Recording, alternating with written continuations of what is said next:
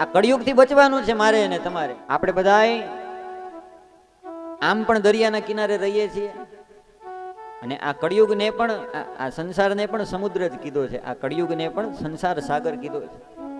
અને જો આપણે બધા દરિયા કિનારે રહેતા હોય તો સાવ દરિયા કિનારે જે રહેતા હોય એને વધારે આ તકલીફ થતી હોય. લોખંડની વસ્તુમાં અને બધી કાટ વધારે લાગી જાય, એને સાચવવી બહુ પડે, કાટ લાગી જાય તરત. એટલા માટે લોખંડની માથે અસ્તર મારવું પડે, કલર મારવા પડે.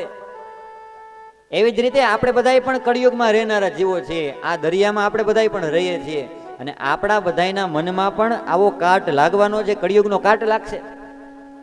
એટલા માટે આપણા મનમાં એ કળિયુગનો કાટ ન લાગે એટલા માટે આપણા મનને આપણે અસ્તર મારીએ, ભક્તિ રૂપે અસ્તર મારી દઈએ. આવી કથાઓ સાંભળી સાંભળીને કલર પૂરીએ રાખીએ, જેવા કલર આપણને ગમે એવા આ કથામાંથી લેતા જઈએ. આપણે મનને બચાવવાનું છે. આવી રીતે આપણે બધા કળિયુગમાં જ રહેનારા છીએ એટલા માટે કળિયુગથી આપણે બધાએ બચવાનું છે. અને જે કોઈ આ કથાઓ શ્રવણ કરતા હોય, ભાગવત કથાઓ, કળિયુગ એનું કાંઈ બગાડી પણ નથી શકતું, આવું ભાગવતમાં કહ્યું છે. કળિયુગના બધા ઉત્પાતો શાંત થઈ જશે જો ભાગવત કથાઓ શ્રવણ કરવામાં આવે. બાકી કળિયુગનો વાસ થાય કીધું એમ. પરીક્ષિતની અંદર કળિયુગનો વાસ થઈ ગયો અને એનાથી પાપ થઈ ગયું. ઋષિના ગળામાં મરેલો સર્પ રખાઈ ગયો.